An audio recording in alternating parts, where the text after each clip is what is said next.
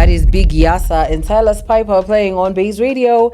A very good morning to you. Karibu sana to the AM. And as we're about to get into our conversation this fine morning, you know how it goes, guys. I have to give a perfect intro to a perfect guest this fine morning. And as it goes... And now, make some noise! Turn up your radios. I just want your autograph! For our Baze Radio guest. Stay tuned.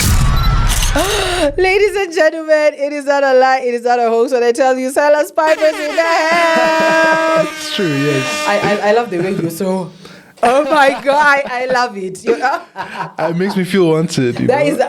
Sir, no, seriously, do you need a therapist? What do you mean it makes you feel wanted? What is going on? What is going on in your life that we need to know about? No, I'm just so happy to be here at Baze. Bless you. That's what you need to know. Bless you. First of all, good morning. Good morning. Is this your usual time to be up? Yes. This is not too early. It's not too early. It's not too early. So if you had your way... If I had my way, I would not be up at this hour. But, we don't have a way every day.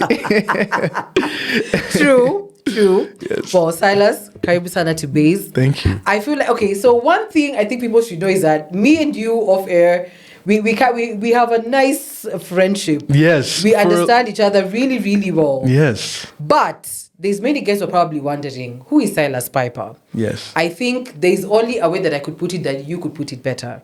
So I will just say Silas Piper is definitely an artist that you need to watch out for this year. I appreciate because that. He's making major moves. But Silas, please let the people know who you is, what you is in, what you're about to be, and yeah, let's hop from there. So my name is Silas Piper. Mm-hmm. I'm Ethiopian American but raised in Kenya. Mm-hmm.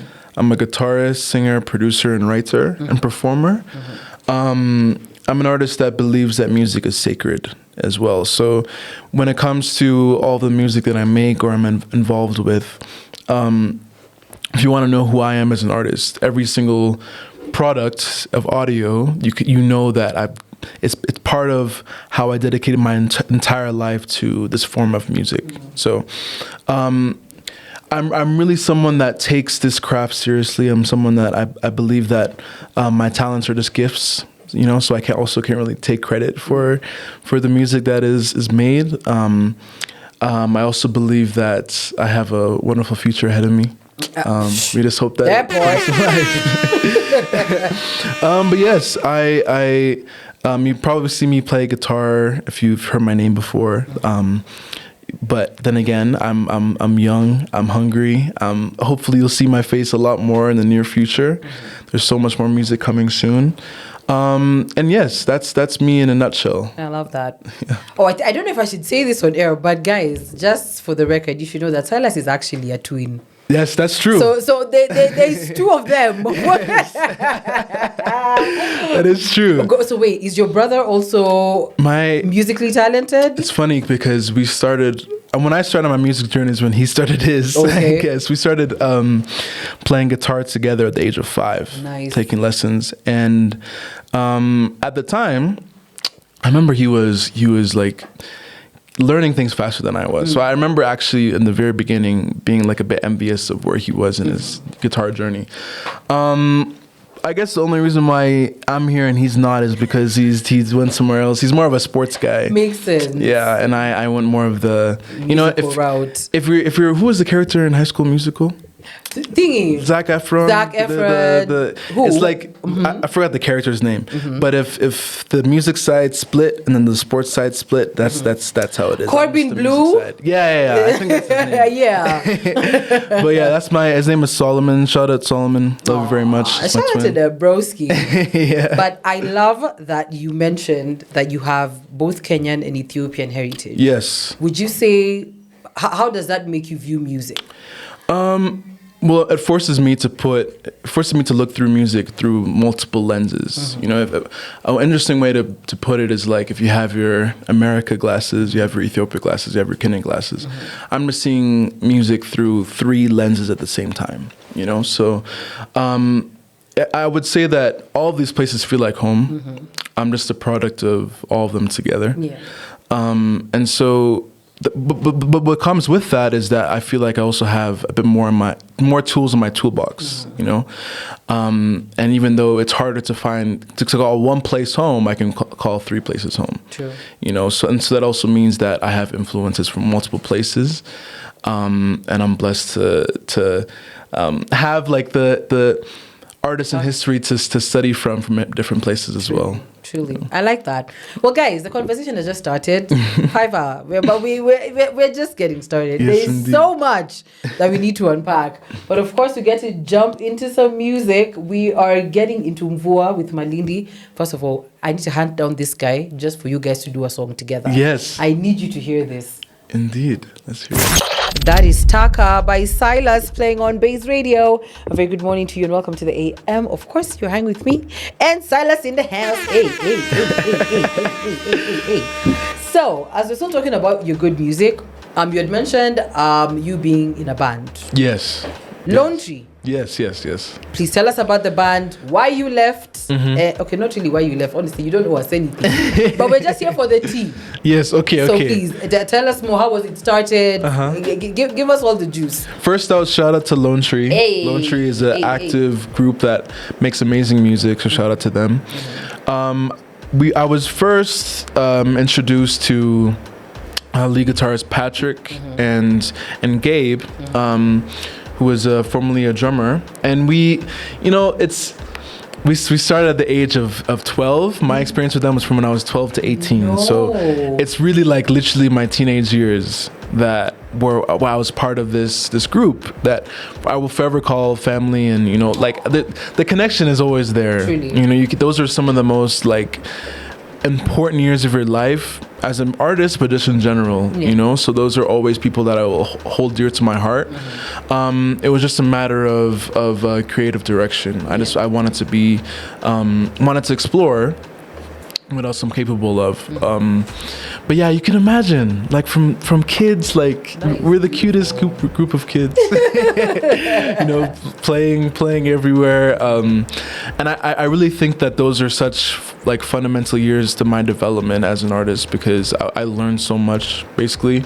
Everything I know, almost. Not everything, but a lot of what you know. Yeah, 12 to 18. That's a lot of years. It's 6 years, but it's a lot of years, and it's some of the most important years. So I learned a lot about performing, like almost everything about performing, almost everything about writing songs, and it's really become like because Lone Tree, if you don't know, it's rock and roll, it's righteous music, it's improvisation, and it's really an embodiment of how I feel like music should be, because it is something that's sacred, it's something that comes directly from the soul, and so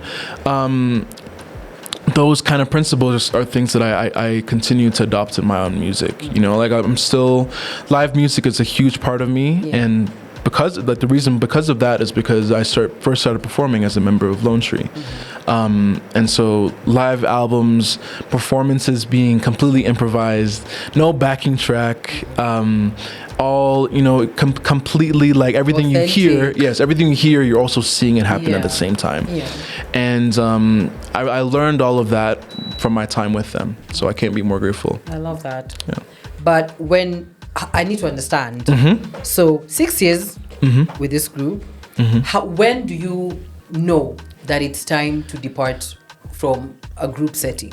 That's do you feel it? Is it that you like? I need to understand. Like, how do you know? Like, this is that time. It's just a feeling, and that came also like it was around when I turned 18. When you turn 18, you start to really get to know yourself and seeing yourself as an individual and an adult. And at that point in my life, there was a lot of projects that I was working on that I saw for myself, and it was a feeling. It was intuition, but it was also not a feeling that came out of any negative emotion. It was purely out of what I hope for myself, because I still have the same hopes and dreams for Lone Tree.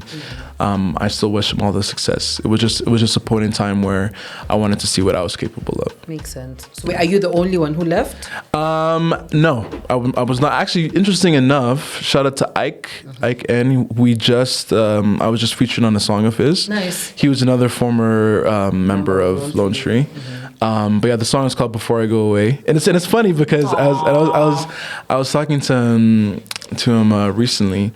You know, it's like we all grew up like as artists together in a way, you know, and now that we're like scattered across the world, we're still able to collaborate and still able to create together.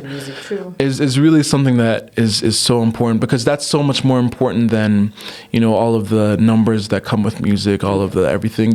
The people that you came up with, the people that you learn the craft with are always going to be people that you should hold close, you know. So just to see us like all evolve individually, like as men, and come back together after years, you know, it was a really special moment. I love that. And I like that you've mentioned one thing particularly, that you love your music to be soulful and speak a lot about your religion. You are a Christian. Yes. So would you say that contributes majorly to the kind of music you make and how you make your music? That's a great question. I would say that it's more so just changes the way I see it, you know, because I would argue that, at least in my experience of songwriting, I can't really get better at songwriting because the songs are gifts, you know. I'm more like a vessel, like a translator, and so that also means that, you know, when I'm creating, it's more so it's giving that glory to him, you know. So I say that. I've written some worship songs. I wouldn't say that it changes like your mode of writing. Right. The mode of writing, and more just changes how I see it. I see myself as just as someone who's gifted, someone that has the privilege of sharing these songs that were given to me. And yeah, it's a huge part, because that's also where I get my inspiration. That's where I get the strength to continue in certain times. And so yeah, that's my my foundation of music as well. I love that. Well, we're gonna take a pin on that one as we get into music. Coming up is Giddy Giddy Maji Maji with Many Faces on Baze Radio.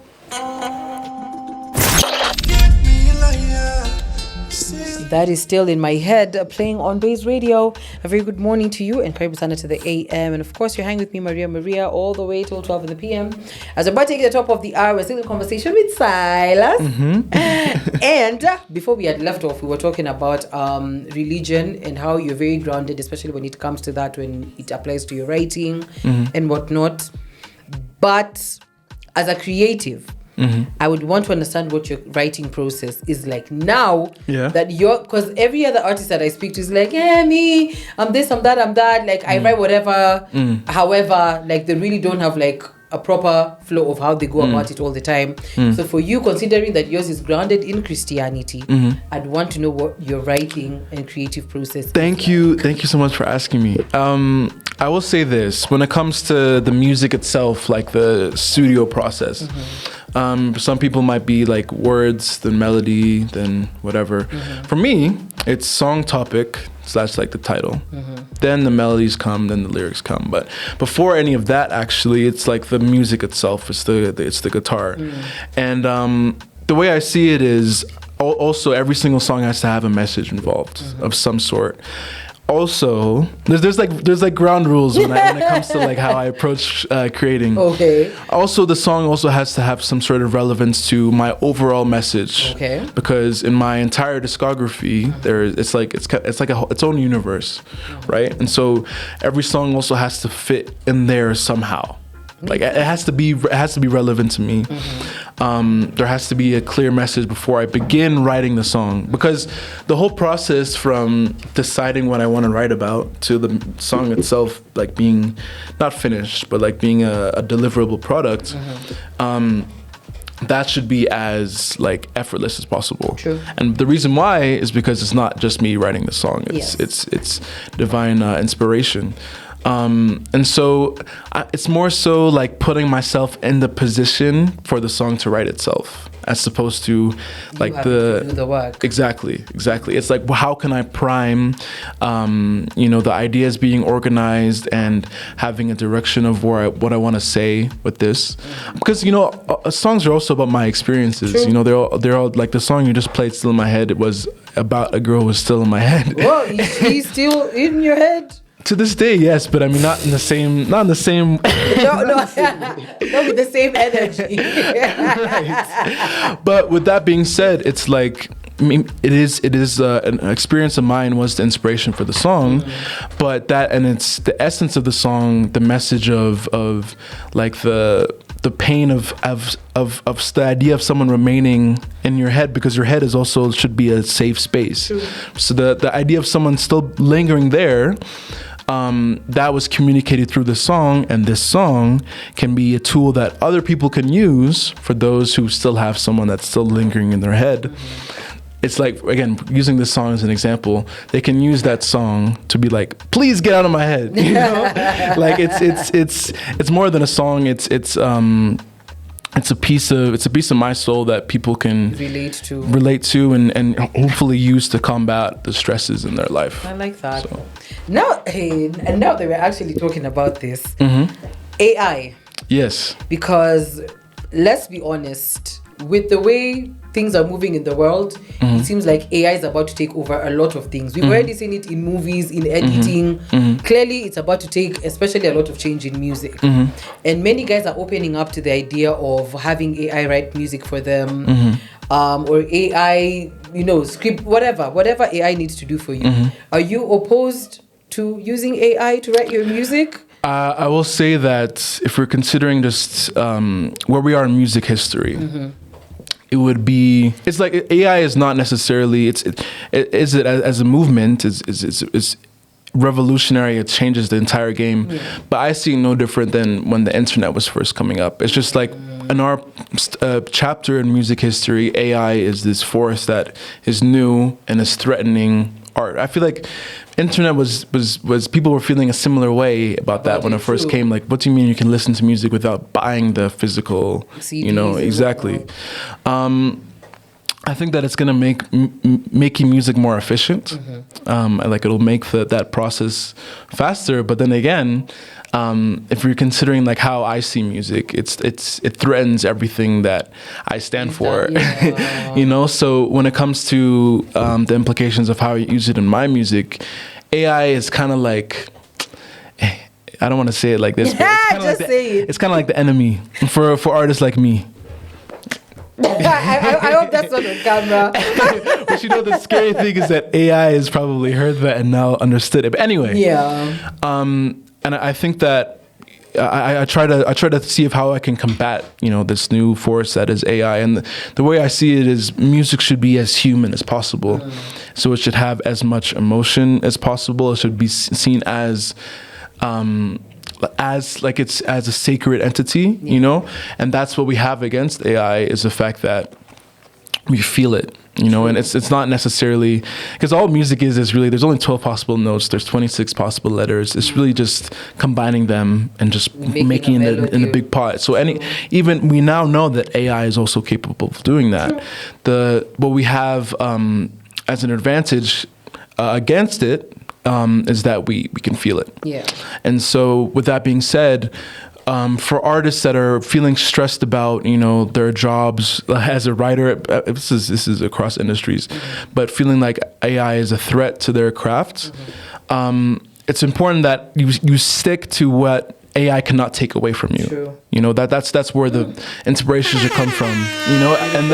And when that happens, you can never be shifted. It's like where you build your house. True. You don't build on sand. The foundation is solid. Yeah, exactly. It can't be shaken. That's very true. And so you should find meaning, purpose, and a sense of fulfillment and where you create your music.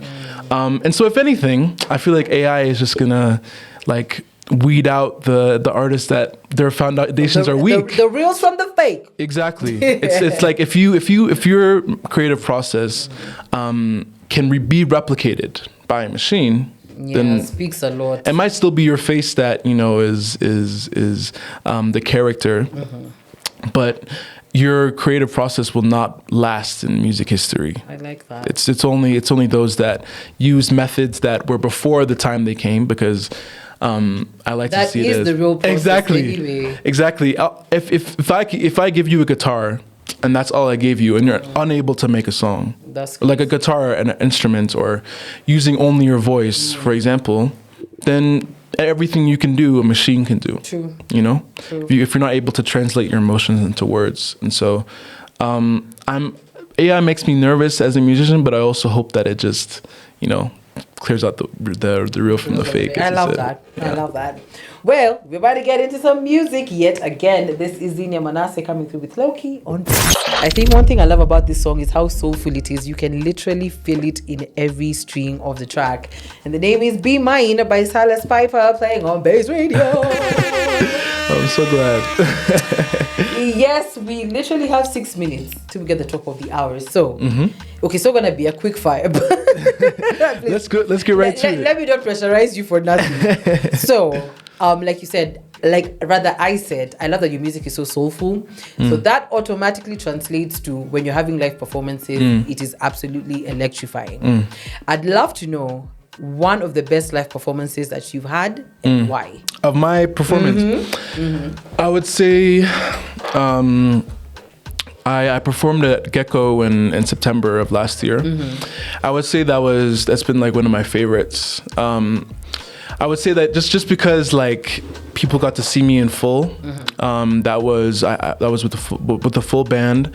The band is called The Internationals, which is not necessarily as a specific select group of people, because I have projects where it's called like live Silas Piper and the Internationals live, but will be different actual instrumentalists. Okay. And the idea with that is that the Internationals is more so an idea than a specific set group of people, because I really believe that if you're playing with someone for the first time, with another instrumentalist for the first time, it brings out something new. True. And so if it's just the bass player that's different, the rendition of that song will be completely different, because it's more so than just a bass player, a drummer, a guitar player.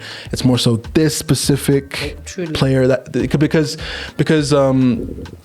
every single instrumentalist has a truly unique touch. It's a signature that you can't really hear just in the notes of the song, which you can hear in the cadence. You know, and so it's important to me that every live show has you can see the instrumentalists for themselves. You can see how their input makes the rendition differently. So for instance, that Gecko show, I had a bassist called Morgan and Bonnie, keyboardist called Andrew, and a drummer called Philip. And that specific night, you will never hear those songs again unless it's the same way. Right? You hear the same songs, but in a different way every time. You will never hear it the same way as that specific night. Wow. It's September 21st, 2024 at Gecko. You will never hear it the same way, because it's all improvised. Yeah. It's all based on intuition. It's all based on taking that same stem of each song, but it's you're almost like relying on the energy from the crowd and from your fellow musicians to then contribute to what that specific rendition is. Yeah. So I'm really intense on doing live albums. We need to bring live albums back, you know, because it's you don't want your song to be limited to a 3-minute WAV file. You know, it's so much. A song should live beyond a tap on a screen. It should be an actual experience to where you can bring individuals to create an experience of that composition, but it's specific to that moment. You know, so I've released my first live album of January of this year, which was just thank you. Which was the exact night of my 18th birthday. I did a full live show, and those were with specific musicians. Shout out to Analo Kanga, shout out to Tugi, shout out to Dre, and again, those specific musicians, those specific instrumentalists provide a specific rendition of that song. Yeah. So that's why it might be the same song in different live albums, but it's different. They're different actual tracks. Yeah. Exactly. So, and I've done another one, but expect so much more. The studio version and live version of songs are complete different things. I like that. Yeah. I like that. Yeah. So, what is Silas Piper prepping for 2025? What are some of the things you're working on that we should be expecting for this year? So, one thing I can promise that if you listen to my music and if you find some sort of joy when listening, if it fills me, and I can assure you, you will never have a shortage for the foreseeable future. There's several projects. I don't want to get into the specifics. Of course. Of course. Several projects for 2025. I'm actually working on my second album, but my third one is basically done. First one's also basically done. Nice. I'm working on albums. I'm working on so many. I've co-founded a creative collective called Project International. I love that. That houses other artists, producers, DJs, and so I'm also producing an album under that. Beautiful. So there's just so much. So I can just assure you. all I can say is you'll never have a shortage. I love that. And also that you will, if you want to experience being in full, it's more than just listening to the music. It's the Pull live up to the performance. shows, man. Yes, Pull yes, up to yes. the shows. So tell us, how can we keep up? If you want to pull up to a Silas show, where can we follow you on Instagram so we can stay updated? Yes, so I'm everywhere. It's Silas Piper, SILASPIPER, on every single platform. I'm performing this Saturday at Sessions on the Moon. Hey! So you can, more information on that is in my Instagram and all my socials. Tickets are available now, and I'll be performing as much as possible, giving you as much music as possible. This is just uphill from here. I love that. Shout out to you, Silas. Thank you so much for coming. Thank you for having me. This was nice, and anytime, holla at me. You need promo, you got a new track, listen. I will. Call me. I'll come your way. My guys, it's been real. It's about that time we let Silas have an amazing one. But of course, we get to the top of the hour with his track, The Calm Down. Actually, this was your moment to shine. You're supposed to introduce the song. Well, I'm supposed to be the radio presenter now. Please. Hey, there's a whole science to this. Okay, so let me see what I can do. The Calm Down. Wow, The Calm Down. Featuring Silas Piper. Let's go. Yes, what she said. What she said.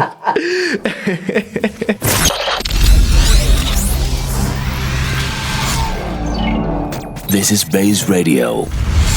We are 254 to the core.